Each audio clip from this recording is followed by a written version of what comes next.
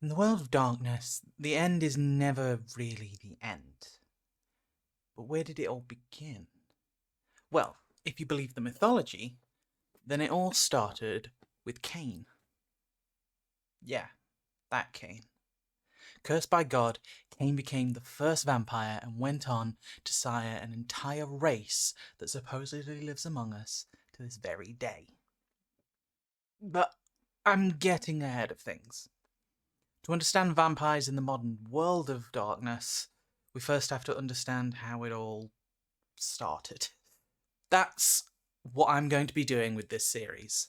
Starting at the very beginning, I'm going to be diving into the lore and exploring how vampires got their iconic abilities, how they once ruled the world, how they split into their various famous clans and sects, and eventually make it how vampires exist in the modern day game. I want to start by saying I am not the biggest expert on World of Darkness. It is an immense game that has been around for decades, much before I was sired, and to be honest, I'm not even the biggest expert I know. However, I'm going to be doing my absolute best reading through as much source material as I can, the many rule books, source books, supplements, novels, to give you the most accurate information possible and hopefully present it to you in a way that's easy to understand and entertaining. With all that said, let's get started and talk about the biggest vampire daddy out there, Caine.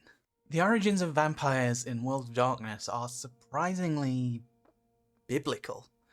It starts with a story many Westerners will be very familiar with.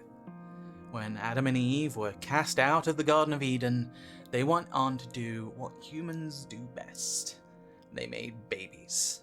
Lots and lots of babies. Honestly, you try and look up a family tree, it's basically everyone.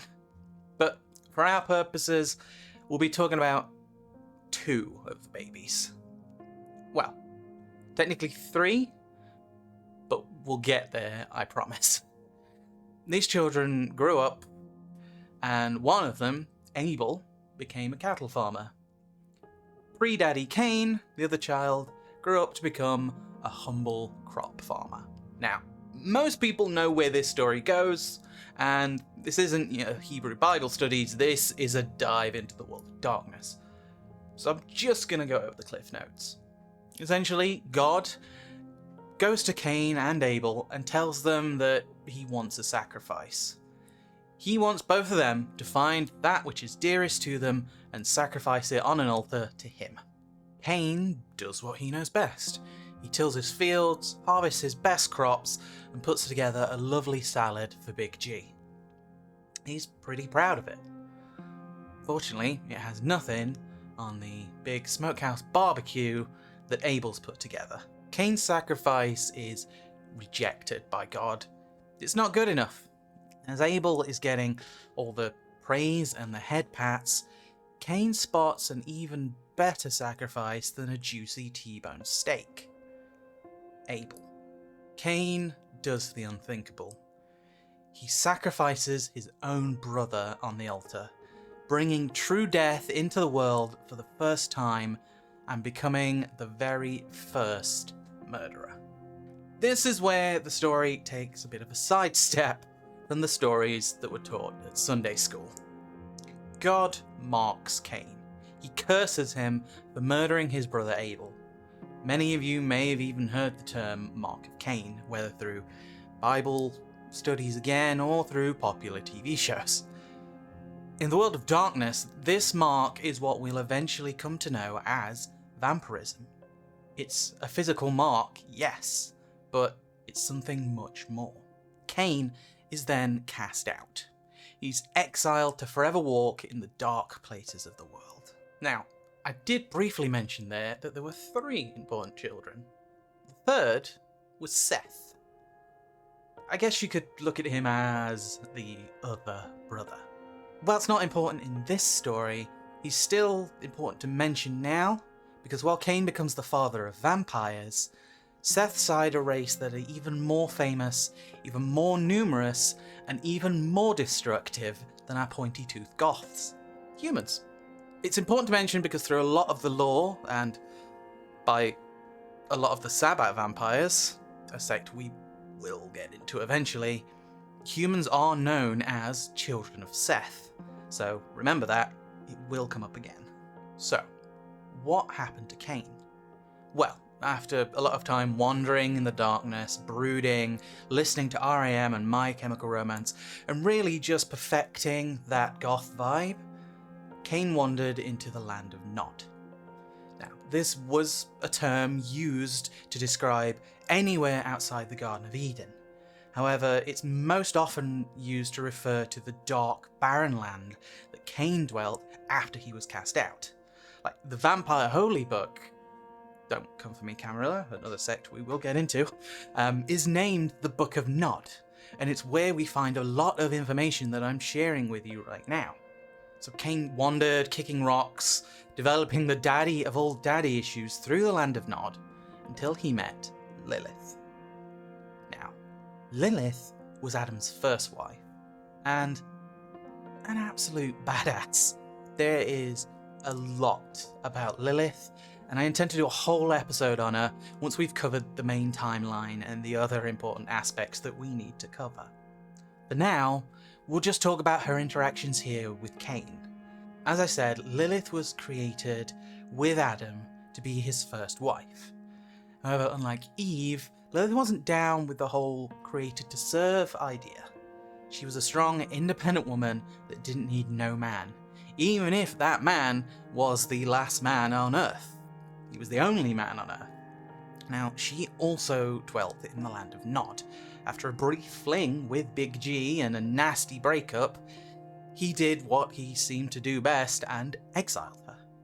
When Caine rocked up, growing out his best emo fringe and ranting under his breath about how much of an ass God was, Lilith knew she'd found her bestie.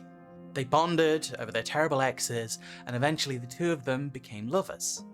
Lilith taught Caine about the land they dwelt, and how to embrace that darkness in lieu of the light of Big G. She was powerful, she was strong, she was beautiful, and she knew dark magics that left Caine wanting.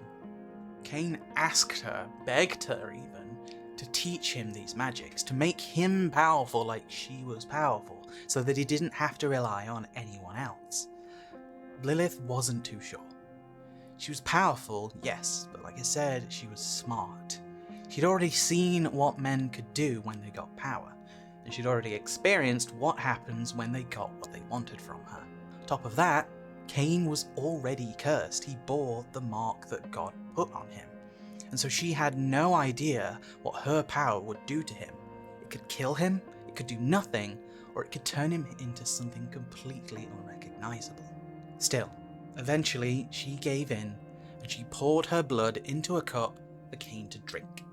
In doing so, receive her dark gifts. Now, this is where we start to see classic vampire tropes come into play. Although not technically the case because vampires don't exist yet, this sort of ritual bears a remarkable resemblance to a vampire siring a child, creating another vampire through the drinking of their blood. We tend to see this a lot in these stories, and they will pop up again. Regardless, Caine knocked back Lilith's blood like it was top shelf tequila, and he fell into a dream. There's a little bit of ambiguity here in the text as to whether he was literally transported, or whether he just had visions, or if his consciousness was the part that was transported somewhere else, maybe even into a literal abyss. The Book of Nod says that Caine fell into the abyss, but at this point we don't know anything of the abyss. We don't really learn about that until we start looking at the La Sombra. But again, I'm massively sidestepping here. What's important to note is 1, Caine was knocked unconscious, and 2, we get another parallel here where this seems like the first vampire torpor. It's a long sleep that vampires will sometimes take, either when they're injured, whether they have to contemplate something, have visions, or even just sleep away a few centuries. Either way, when Caine drank Lilith's blood, he fell into this place, this abyss, where he was visited by God's angels. Yeah, things got a little bit real. Turns out, Big G was feeling a little bit bad about how things ended between them, and so he essentially sent his boys to try and smooth things out with Caine. The first angel he sent was Michael. You know, the Michael with the big flaming sword and the lover smiting things. Michael came to Caine and told him that whilst Caine had messed up, I mean, in literal biblical proportions here when he killed Abel, God would still forgive him if Caine did his favourite move and just repented. Now, an important thing to know here is that in Caine's mind, he did nothing wrong. It seems hard to believe he killed his own brother and sacrificed him on a stone altar, but he only did so to appease God. God told them both to sacrifice that which was dearest to them, and to Caine, that was his brother Abel. Caine maintains throughout this entire story that he loved Abel. He was his brother. When he murdered him, it wasn't an act of jealousy or revenge, but just him doing what he thought God wanted. On top of that, Caine was the first murderer, which means that in theory, he had no idea what killing Abel would do. No human had actually died before. How was he to know that killing Abel would mean that Abel was, well, dead? But yet again, there is some room for interpretation here. The problem you get when there's limited sources of information is that the information that you do find tends to be skewed towards a certain perspective. When it comes to the Book of Nod, that's very much Caine's perspective. So, you could argue that, of course, Caine's going to say that he was in the right. We probably will never know if Caine really believed he was doing the right thing, or if he did majorly mess up killing Abel and is now just doubling down and saving face. Whether Caine was right or wrong, he wasn't having any of what Michael was selling. He told Michael that he wouldn't live by anyone else's virtues. The exact quote in the Book of Nod reads, "Not by the one above's grace, but mine own will I live, in pride." Again, Caine claims that he was proud of what he did. He doesn't have any regrets, not even on the whole fratricide thing. Michael didn't take this well, and went to his default smiting ways and decided to give Caine an extra curse. He pointed his flaming sword at Caine and cursed him so that he and his children would always be afraid of fire. This is where vampires get one of their signature weaknesses. Fire is one of the only things that can significantly hurt them, both in the lore of World of Darkness and in the game. All vampires carry an innate primal fear of it, and you even have to make dice rolls if you're interacting or are surprised by fire, just to make sure that you don't lose control of yourself and run away or go into a fear-induced frenzy. After Michael had finished with his hello, goodbye, cursed again forever, he left, and Caine was once again in darkness. But not for long. It seemed that this wasn't the end of his blood-induced fever dream visits in the night, and he was visited by the Archangel of the Sun, Raphael. Now, in my opinion, Raphael fought dirty here. Rather than talk about gaining God's mercy or forgiveness, he decided to hit Caine where it would hurt him the most. He told Caine that Abel had forgiven him, and that if he just repented for killing Abel, everything would be alright again. Now, unsurprisingly, this pissed Caine off, and he told Raphael to stick it where the sun don't shine, saying, "Not by Abel's forgiveness, but mine own will I be forgiven." Again, this didn't go down so well, and Raphael cursed Caine so that he and all those that he sired would be hunted and burned by the rays of the sun. Again, here's another signature weakness of the vampires being born. Someone trying to make amends? I'm not sure God sent the right people. Still, he was nothing if not persistent and decided to send in the big guns. You don't get much bigger guns, at least for a few thousand years until America's colonized, than Uriel, the angel of death himself. Uriel again told Caine that God would forgive him and even offered to remove the curse, or curses at this point, that were put on him if Caine would just repent his sins. Caine at this point was just done. He turned to Uriel and with his best Gloria Gaynor impression said, "Not by God's mercy but my own will I live. I am what I am, I did what I did, and that will never change." Caine had truly accepted what he had done, and what that had turned him into. He was ready for whatever that meant, and he wasn't going to let God change it. Here's where we see things get shaken up a bit. Rather than Uriel cursing Caine, the text says that God himself cursed Caine through Uriel.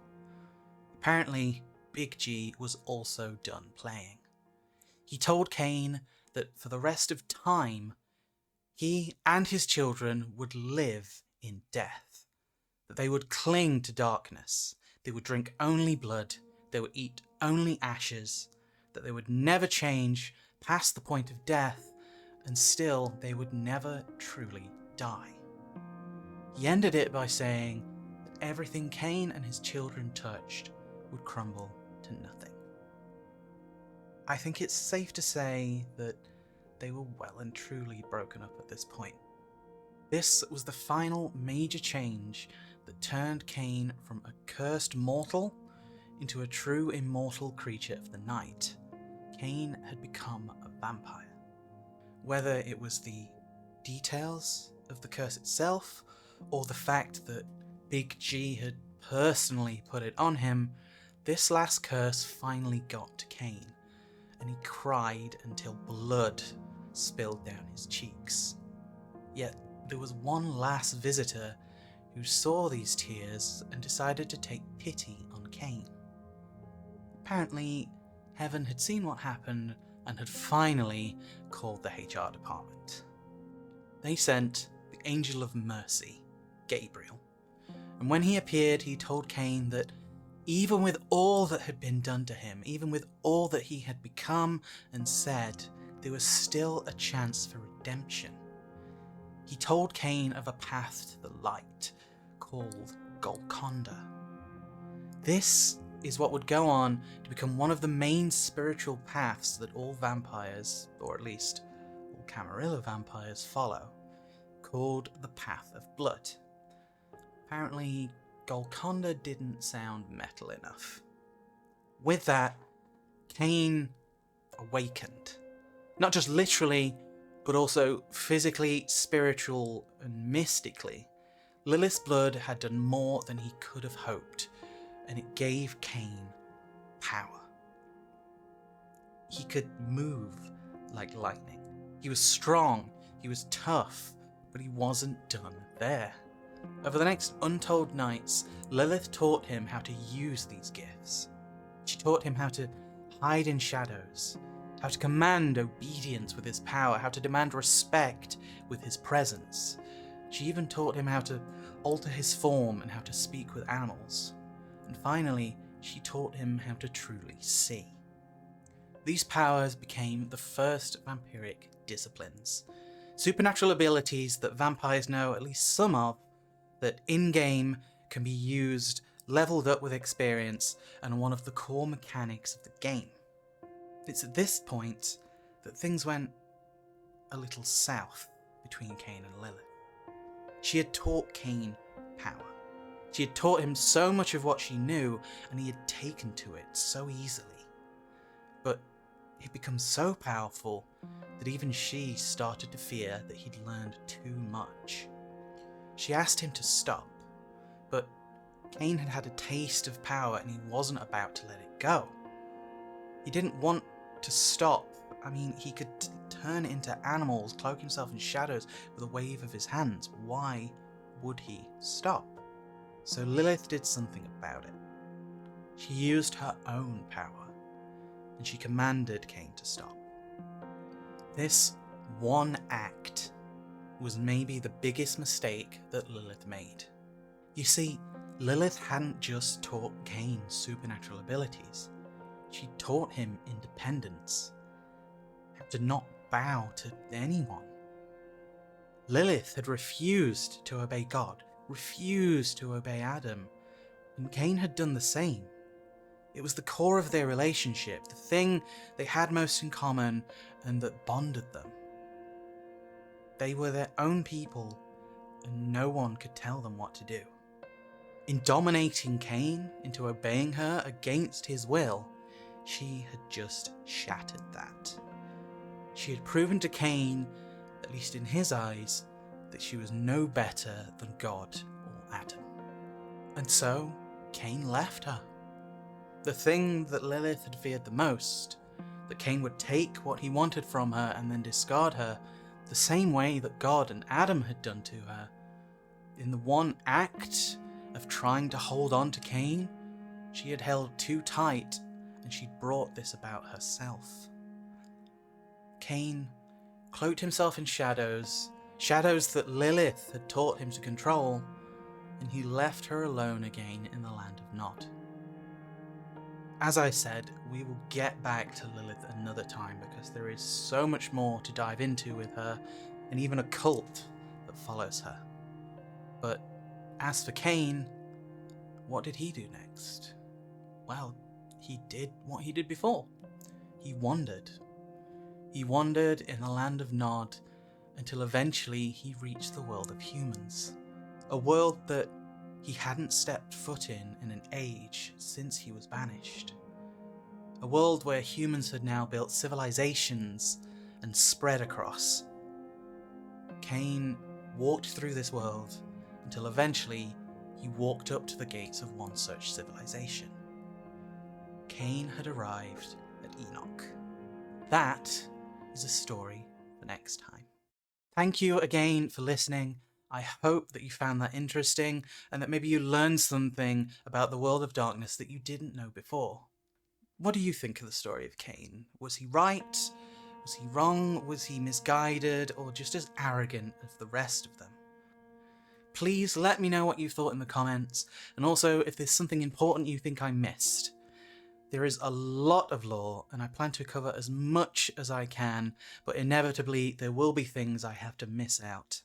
If there's something you'd like me to cover, please do let me know, and I'll get to them as soon as there is time for it. I plan to cover as much of the world of darkness as possible. It's going to be a long journey, and I hope that you find it entertaining and interesting enough that you'll take this journey with me.